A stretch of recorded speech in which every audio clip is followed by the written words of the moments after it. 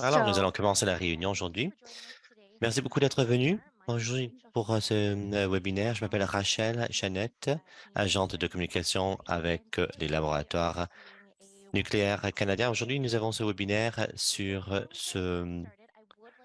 l'emplacement Douglas Point. Alors, l'installation se trouve sur le territoire non cédé de la nation Sabojoy et de la nation métisse Georgian Bay. En tant qu'organisation, nous reconnaissons et nous apprécions leur connexion à ce territoire et nous reconnaissons la contribution que les Premières Nations Métis et Inuits et les autres personnes autochtones ont fait pour façonner et renforcer cette communauté, cette province et ce pays. Alors aujourd'hui, nous allons vous donner une mise à jour sur le démantèlement de Douglas Point. Ça fait un bon bout de temps que nous avons fait un webinaire sur ce projet. Alors, je vais passer par quelques points logistiques avant de commencer pour ceux d'entre vous qui ne sont pas au courant de comment ça se passe avec les webinaires. Alors, nous avons l'interprétation simultanée disponible. Pour ce webinaire, vous pouvez avoir accès à l'interprétation en cliquant sur le globe en bas de votre écran. Sélectionnez la langue de votre choix et il y a donc un délai, sachez, pour l'interprétation. Alors, on aura donc 1 heure ensemble et nous anticipons que la présentation va prendre à peu près 30 minutes. Et pour le reste, désolé, j'ai les lumières qui se sont éteintes dans la salle ici. On vous voit, ne vous inquiétez pas. Et pour le reste du temps, nous allons avoir une période de questions. Pour poser une question, ça sera fait durant la séance de questions-réponses. Vous pouvez utiliser le bouton de questions et réponses en bas de votre écran Zoom. Nous allons répondre à les questions à la fin de la présentation. Toutes les réponses que nous ne nous offrons pas feront l'objet d'un suivi après la séance. Notez que ces séances sont enregistrées et nous allons les mettre en français et en anglais sur notre site web YouTube. Alors, si vous avez des questions, des problèmes techniques durant le webinaire, envoyez-nous un courriel à ermstakeholder@cnl.ca. Alors, si vous avez des questions, des problèmes, on va vous aider. Alors, je cède la parole maintenant à Julie pour se présenter et elle va commencer. Bonjour. Prochaine diapositive, s'il vous plaît. Voilà. Alors, bon matin à tout le monde. Joe Holstead, mon collègue et moi, nous allons vous présenter cette mise à jour aujourd'hui sur cette installation de Douglas Point. Prochaine diapositive. Julie Terrien, alors la gestionnaire, je suis la gestionneuse de cette installation. Alors, merci beaucoup d'être venu ici pour ce deuxième webinaire pour ce démantèlement, projet de démantèlement pour l'installation. Le webinaire, le premier que nous avions eu, c'était en septembre de 2020 et c'est toujours disponible sur notre site web. Alors, si jamais vous voulez avoir plus d'informations, il y en a sur ce webinaire que nous avons tenu en septembre. Alors, aujourd'hui, nous allons aborder l'historique de cette station ou l'installation. Et ensuite, nous allons aborder le projet de démantèlement et ensuite le travail à venir. Comme vous voyez, ici, Douglas Point, avant et maintenant. Alors, nous avons une équipe qui est là pour maintenir le site. Et vous voyez que les arbustes sont plus grands, mais l'installation globalement est à peu près le même comme cela a été par le passé. Alors, peut-être vous vous demandez où se trouve Douglas Point. Douglas Point est un site dans la municipalité de Kincardine, dans la région de Bruce, côté lac Huron. Vous voyez ici à l'écran, au milieu là, c'est donc le propriétaire Énergie atomique du Canada et opéré par les laboratoires. Le site se trouve dans le site de Bruce. Vous voyez ici à droite, vous voyez donc l'empreinte dans la boîte rouge, c'est là où se trouve Douglas Point. Le reste, c'est le site Bruce. Alors, Douglas Point représente une petite partie de la région là. Prochaine diapositive. Alors, la centrale nucléaire de Douglas Point a été, cette première centrale nucléaire à grande échelle. C'était un projet conjoint entre l'Énergie atomique du Canada limitée comme propriétaire et Ontario Hydro, connu maintenant comme Ontario Power Generation, en tant qu'exploitant. Il s'agissait de 200 mégawatts qui a fonctionné de 67 à 84. Là où ça a été définitivement arrêté après avoir atteint ses objectifs en tant que réacteur prototype, Douglas Point a montré que une centrale nucléaire pouvait être mise à échelle pour les générations d'électricité, un héritage qui a permis à l'Ontario d'en arriver là où nous en sommes maintenant, avec plus de la moitié de notre énergie provenant d'une énergie nucléaire propre, fiable et peu coûteuse. Prochaine diapositive. Alors ici, cette diapositive nous montre un survol du cycle de vie de l'installation. Vous voyez à gauche jusqu'à droite, phase de construction de 1960 jusqu'à 84. Ensuite, l'installation a été mise dans cette première phase de démantèlement. Première phase de démantèlement est une phase là où le réacteur a été donc arrêté et nous avons donc mis les systèmes en un état de sécurité. Phase 2, phase de stockage et de surveillance, où les systèmes et les structures critiques sont maintenus pendant un certain temps, qui permettent la désintégration des matières radioactives. Ensuite, phase 3, déclassement et démolition, cette étape-là où nous en sommes maintenant pour le site de Douglas Point. Alors, cette image ici, vous pouvez le trouver sur notre site web. Alors, cnl-lnc.dp.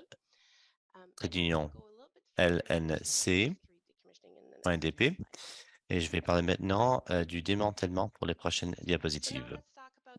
Parlons maintenant du projet de démantèlement en détail. Alors, le plan de déclassement de Douglas Point, c'est de démanteler l'installation d'ici 2070. Bon, certainement, cela comprend la participation du public et de la communauté autochtone tout au long du processus. Ça, c'est primordial pour la réussite de ce plan.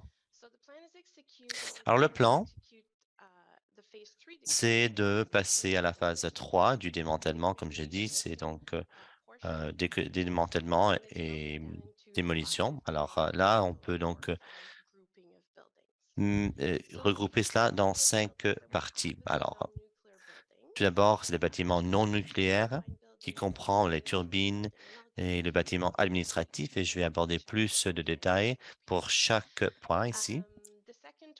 Deuxième, bâtiment nucléaire comprenant le bâtiment de service et bâtiment de purification. Ensuite, l'équipe périphérique du bâtiment du réacteur et ensuite bâtiment de réacteur et zone du réservoir de carburant usagé. Alors, rentrons dans les détails pour chaque enveloppe pour vous donner un contexte. Sachez que le webinaire que nous avons tenu en septembre de 2020, vous aurez donc plus de photos pour ces installations. Si ça vous intéresse, allez-y voir ce webinaire que nous avons tenu en septembre. Alors, bâtiment non nucléaire, comme vous voyez, il y a un bâtiment qui s'appelle le bâtiment de turbine, qui est compris dans ce bâtiment non nucléaire. Il y a aussi un bâtiment administratif. Il s'agit de bureaux là quand l'installation était en opération. Les structures ici ne contiennent pas de matériaux nucléaires. Et une fois qu'on arrive à la démolition, donc ça sera donc un processus industriel pour cette démolition. Alors, on a reçu des approbations de la Commission de sécurité nucléaire pour commencer le démantèlement de ces structures et de ces bâtiments avec un plan de démantèlement détaillé. Deuxième partie, il s'agit de bâtiments nucléaires qui comprend le bâtiment de service et d'autres bâtiments plus petits. Ici, vous voyez le toit de ce bâtiment de service qui se trouve à gauche du bâtiment de turbine. Vous voyez donc une surface plate et voilà le toit. Ces bâtiments étaient nécessaires pour soutenir les opérations de réacteurs. Alors, ils contiennent donc des matériaux dangereux. Alors, le plan de démantèlement pour ces bâtiments a été soumis auprès de la Commission en mars pour leur évaluation et pour l'approbation. Troisième enveloppe, c'est donc l'équipement du réacteur. Ça, c'est cette structure importante que vous voyez avec un dôme blanc. Alors, c'est donc d'éliminer tout ces matériaux là-dedans. C'est l'équipement qui se trouve là dans le bâtiment de réacteur et l'équipement qui ne fait pas partie du bouclier principal. Alors, on va continuer avec ce plan de démantèlement pour l'exécution de ce travail. D'ici la fin de l'année, nous allons soumettre cela à la commission pour leur évaluation et approbation. Quatrième et cinquième enveloppe. Alors, bâtiment de réacteur et le cœur du réacteur. Ça se trouve alors à l'extérieur de notre permis de démantèlement pour ce site Douglas. Nous continuons à élaborer les plans pour voir comment nous allons démanteler ces structures à l'avenir. Alors, sachez que le cœur et le bouclier du réacteur se trouvent là dans la boîte, dans le réacteur, et c'est là où cette réaction nucléaire a lieu. Alors, le carburant usagé, c'est pour c'est mis dans le cœur. Et une fois que on arrive à la fin du cycle de vie, on le mettait dans la zone de conteneur de carburant usagé. Alors, je peux vous montrer cette zone. Ça, c'est cette structure plus petite. Merci, Rachel, pour avoir montré ça. Alors, ce sont donc ces conteneurs en blanc en bas de l'image. Alors, tous les déchets générés tout au long de ce processus de démantèlement, manifestement, sera donc géré selon les types, y compris donc le recyclage qui fait partie de la politique. Prochaine diapositive. Alors, pour vous donner donc un calendrier de nos plans sur l'exécution de ces des différentes phases, alors vous allez voir que les bâtiments non nucléaires, on commence en 2021, terminant en 2025.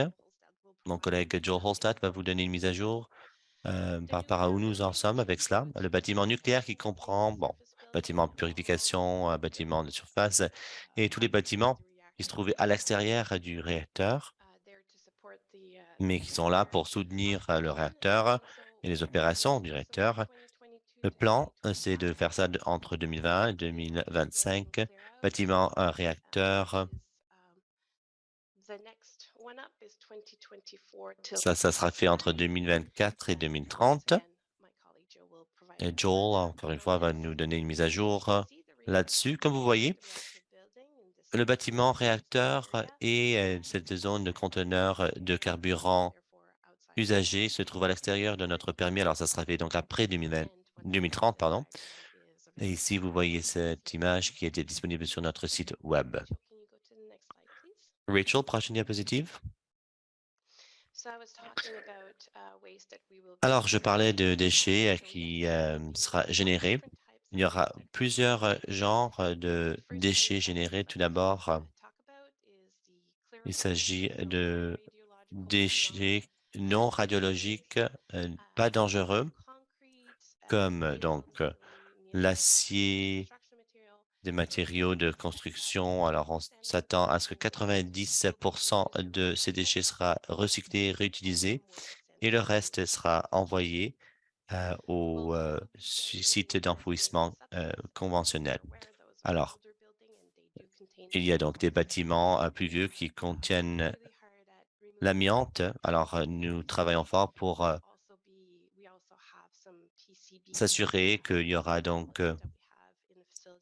ça sera fait de façon sécuritaire et tout cela sera donc mis dans des installations avec permis pour les produits dangereux. Nous allons générer des déchets donc radioactifs à un niveau moindre. Cela comprend donc sol contaminé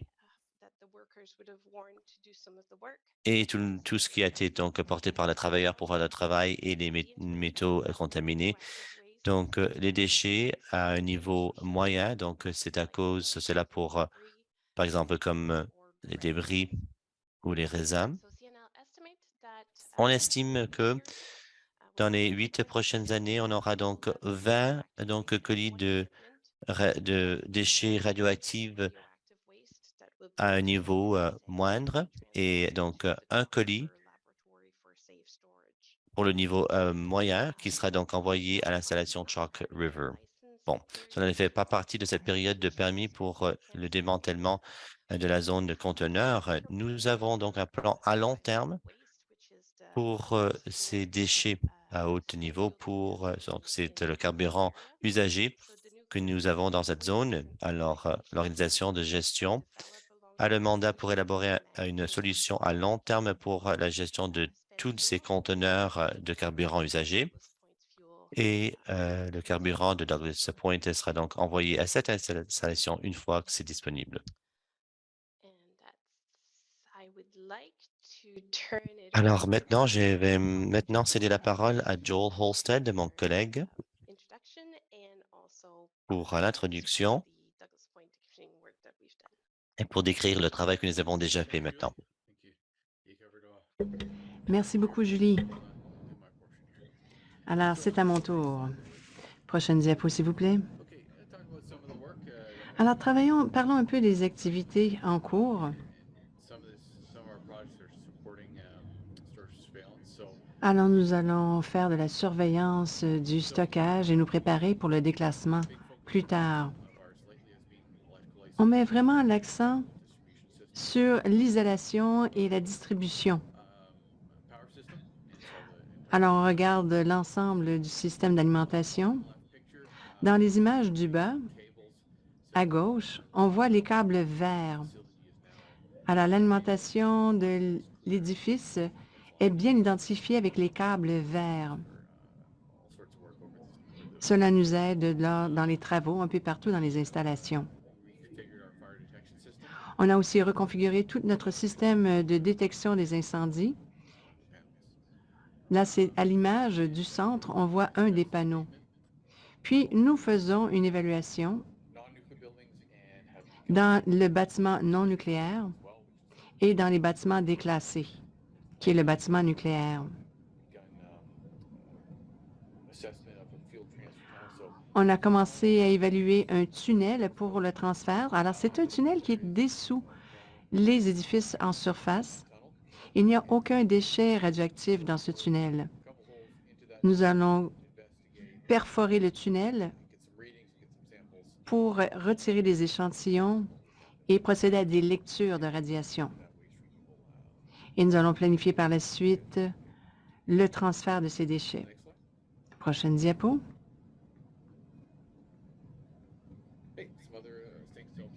Encore d'autres images de nos bâtiments.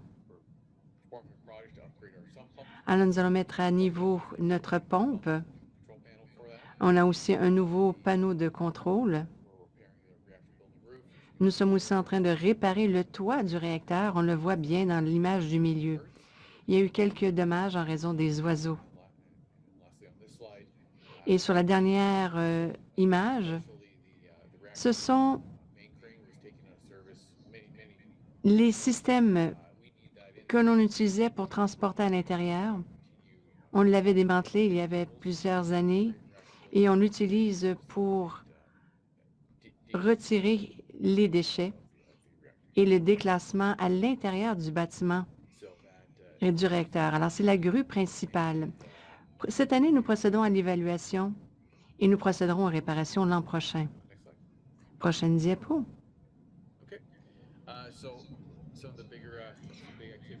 Alors, on a beaucoup d'activités autour des édifices. Nous voulons aussi isoler tout le système du système d'eau. Ces bâtiments sont assez anciens. Nous voulons nous assurer qu'il n'y avait pas d'autres fuites. Donc, on a tout simplement creusé une tranchée à l'extérieur des bâtiments. Nous sommes allés sous le niveau du roc. On a mis sous air tous les services trouvés dans la tranchée avant d'amorcer la démolition. Alors, on a le bâtiment des turbines. Il y avait aussi un petit atelier à cet endroit.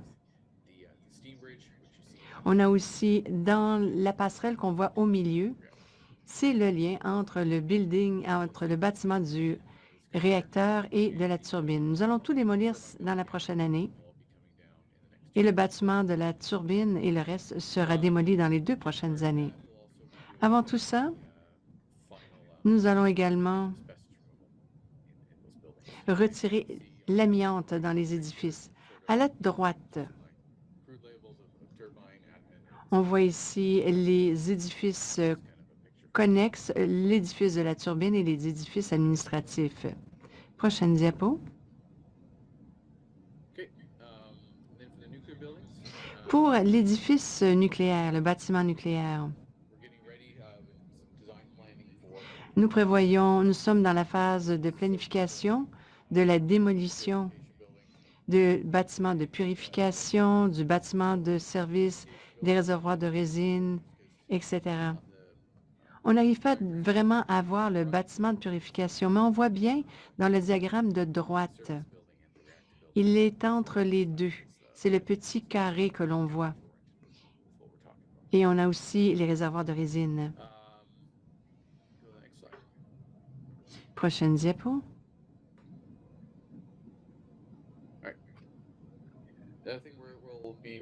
Ce que nous ferons également, on en a discuté un peu l'an passé, nous voulons caractériser tout ce qui est à l'intérieur du bâtiment du réacteur, comme on le voit dans les 2 images à l'écran. Vous voyez qu'il y a énormément d'équipements et de systèmes dans le bâtiment du réacteur.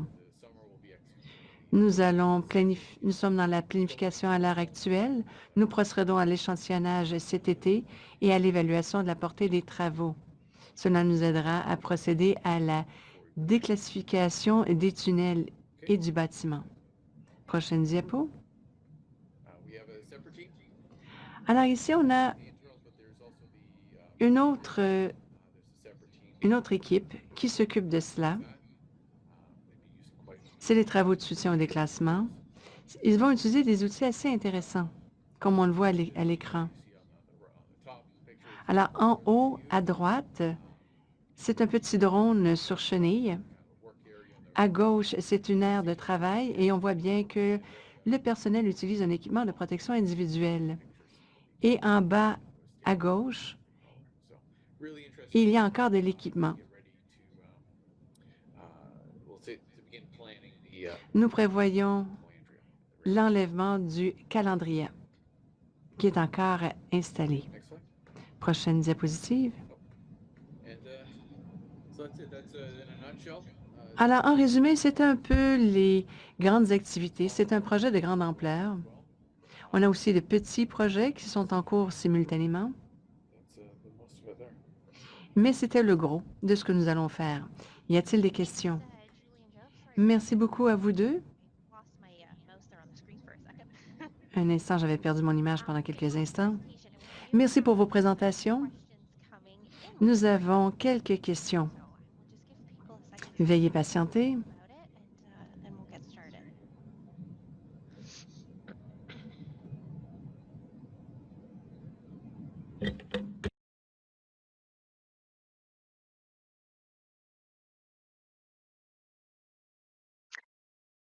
Okay, so one of our questions coming was Voici une des questions. the intermediate level waste On being revient aux déchets or as a result of moyennement the decommissioning efforts. irradiés. So the question was about the NWMO and Alors, fuel for c'était sur le acronym. NWO. NWMO is Nuclear Waste Management Organization. Alors, c'est tout simplement l'Organisation de gestion des déchets nucléaires.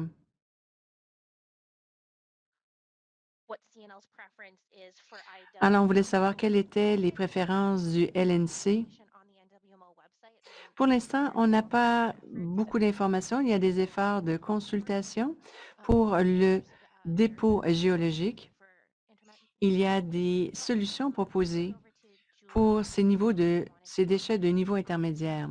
Je vais céder la parole à mes collègues pour voir ce qu'ils peuvent vous expliquer It, à propos des Julie, déchets I think you addressed in your slide, so you can de probably Douglas Point. Sure. Alors, je vais laisser la parole à Julie Terrien. Pour ce genre de déchets,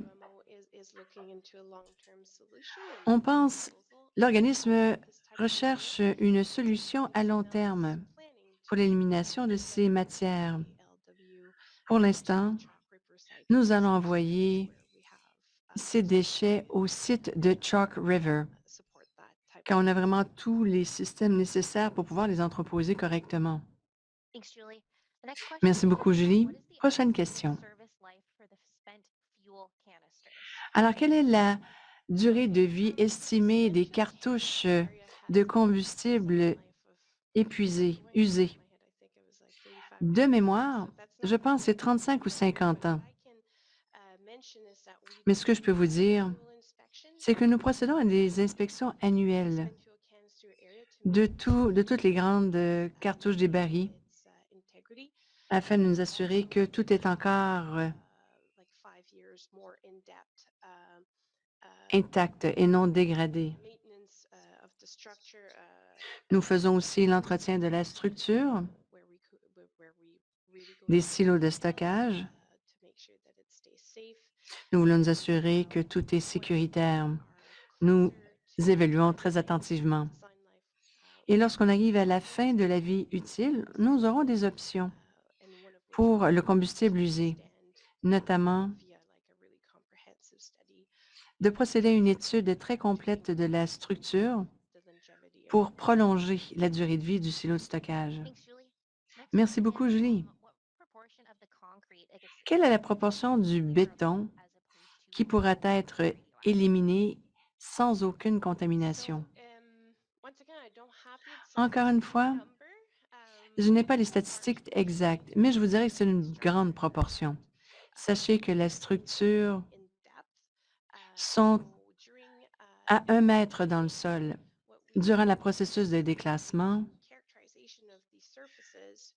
nous évaluons les surfaces qui auraient pu être éventuellement contaminées. Nous faisons le triage entre les matières contaminées, ce que l'on peut éliminer pour vraiment réduire la quantité de déchets générés. Encore une fois, nous avons ces données. Je vous dirais que c'est dans les alentours de 90 Oui, c'est 99 even when we do find a contaminated surface, we'll scabble it Dès qu'on trouvera, si jamais on trouve des matières anything else become. contaminées, on l'éliminera de façon appropriée. Merci beaucoup, Joe, pour ce complément d'information. Another question. Is Question. there a fuel bay that needs to be decommissioned? Est-ce qu'il faut déclasser une baie? Yes, there's two.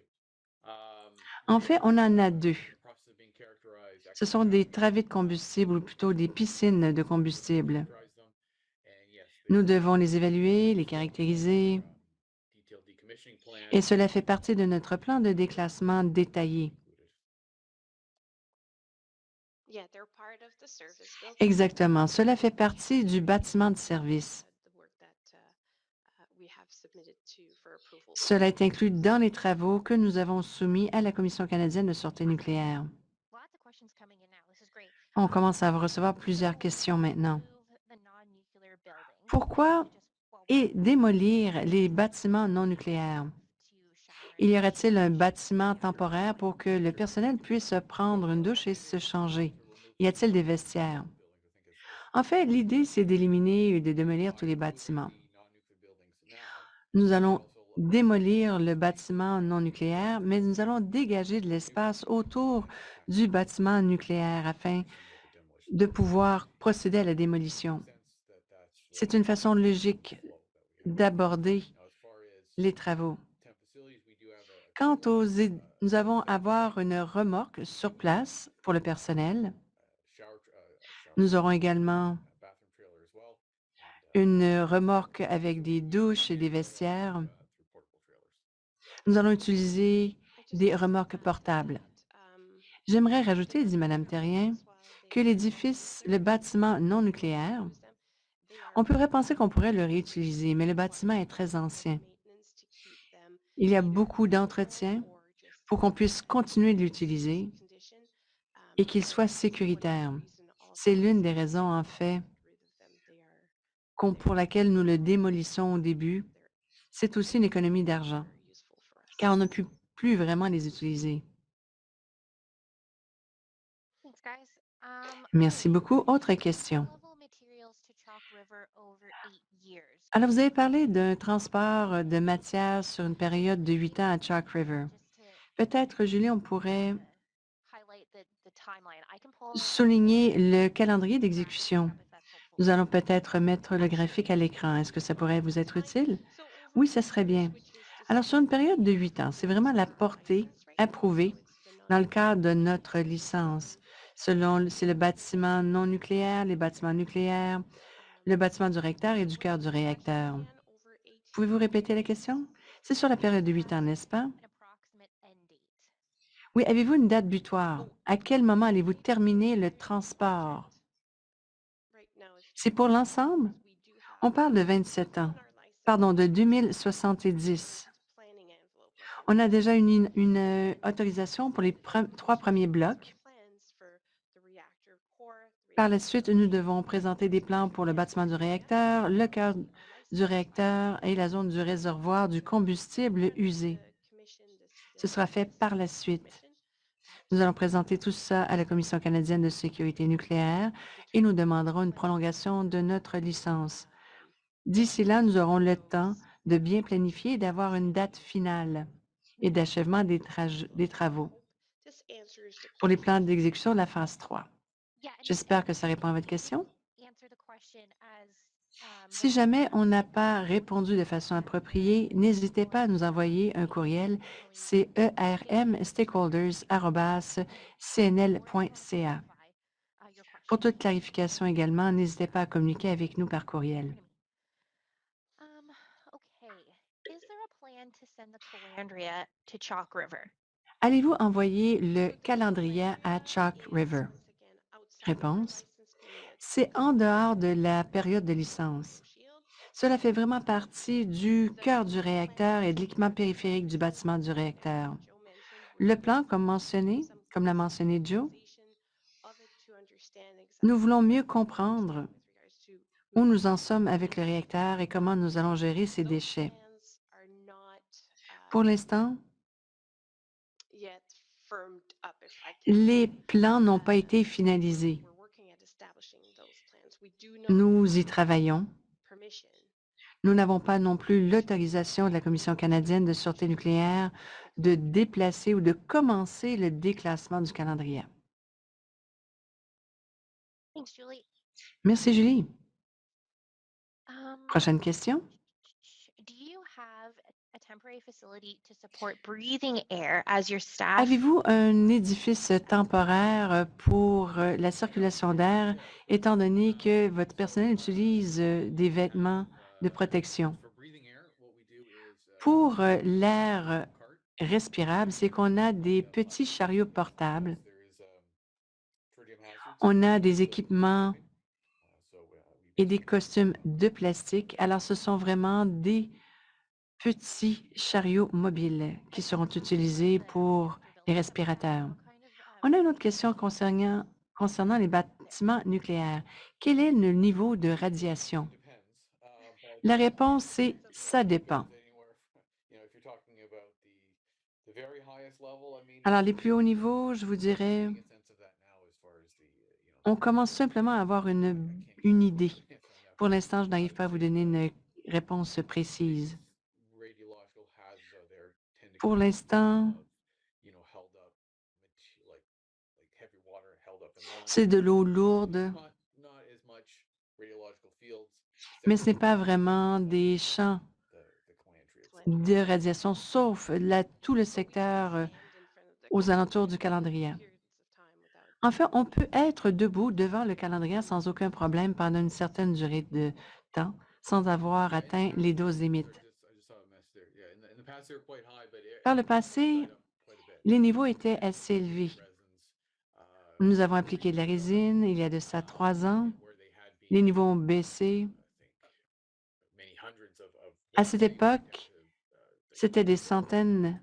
On est rendu maintenant à des 20 mg, si je ne me trompe.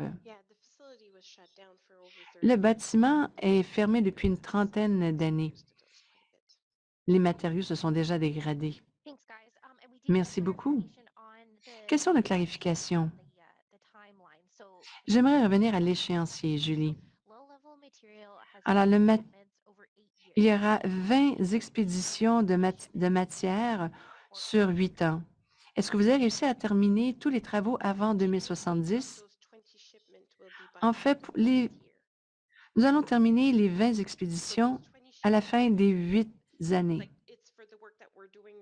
C'est vraiment pour les travaux en cours. Au fur et à mesure que nous générons des déchets, on ne les accumule pas, nous les expéditions à certaines installations, puis à Chalk River. C'est pour un entreposage à long terme à cet endroit. Merci d'avoir clarifié. Merci beaucoup aux participants pour vos questions.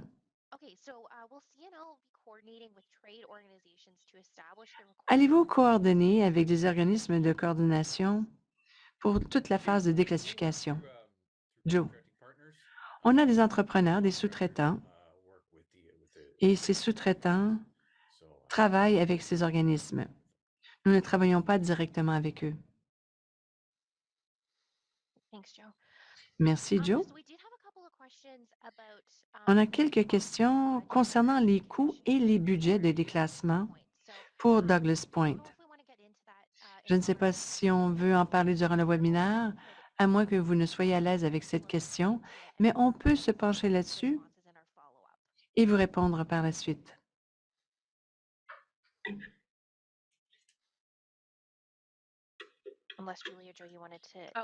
Julie, voulez-vous reprendre cette question?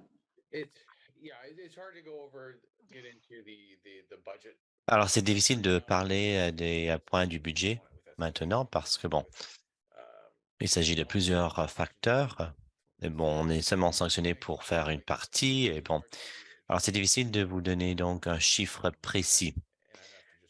Et bon, je vais aussi devoir vérifier davantage. Très bien. Alors, nous allons donc vous faire un suivi là-dessus. Y a-t-il donc une installation dans Douglas Point qui est caractéristique des nucléides radioactifs avant que c'est envoyé au laboratoire ou est-ce que c'est fait à un autre bureau ou à un autre lieu avant l'expédition? Alors, tout le matériel doit être caractérisé avant que c'est donc mis sur la route. On n'a pas forcément tout nécessaire pour caractériser, mais on prend des échantillons qui sont envoyés ensuite au laboratoire pour que nous puissions mieux comprendre le matériel qui est mis sur la route.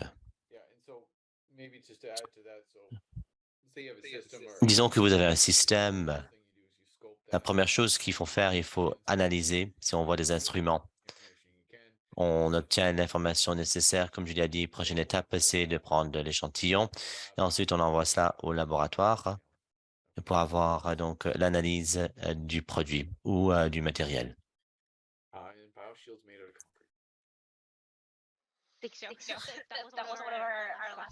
C'est ça, une des dernières questions et merci d'avoir fourni la réponse.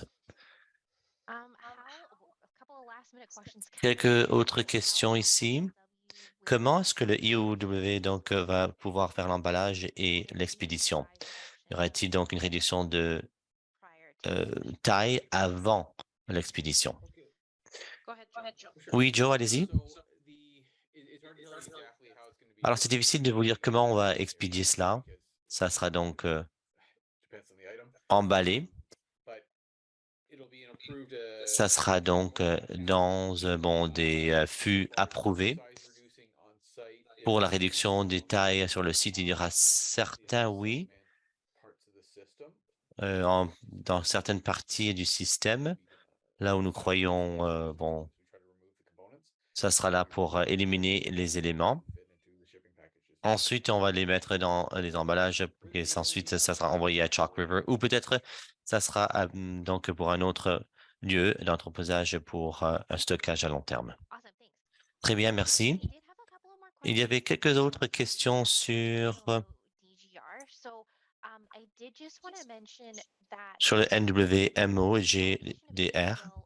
Alors, cette consolidation de déchets, y compris les déchets de niveau intermédiaire, bon, les plans sont décrits dans la stratégie intégrée de LNC et nous avons tenu un webinaire là-dessus. On a passé par chaque étape de ce plan ou cette stratégie. Et en fait, c'est disponible sur notre site web YouTube si vous voulez visionner la vidéo. Si vous avez d'autres questions, n'hésitez pas à nous envoyer des questions. Vous pouvez vous rendre sur le site web NWMO. Vous pouvez également voir le rapport provisoire sur la stratégie canadienne pour les déchets radioactifs. Ça, c'est disponible en ligne publiquement. Très bien. Alors, beaucoup de bonnes questions. La séance maintenant, ou plutôt les questions, il n'y en a plus. Mais si vous avez des questions, n'hésitez pas à nous envoyer un courriel ERM Stakeholder et nous allons vous répondre. Alors, j'aimerais remercier Julie et Joe pour leur temps et toutes les autres personnes qui ont soutenu ce webinaire. Merci beaucoup à tous ceux qui ont pu participer. Nous avons un autre webinaire qui sera tenu de 10 heures à 11 heures sur les capacités futures de stockage de déchets. Merci. Merci pour les bonnes questions. Merci à tout le monde.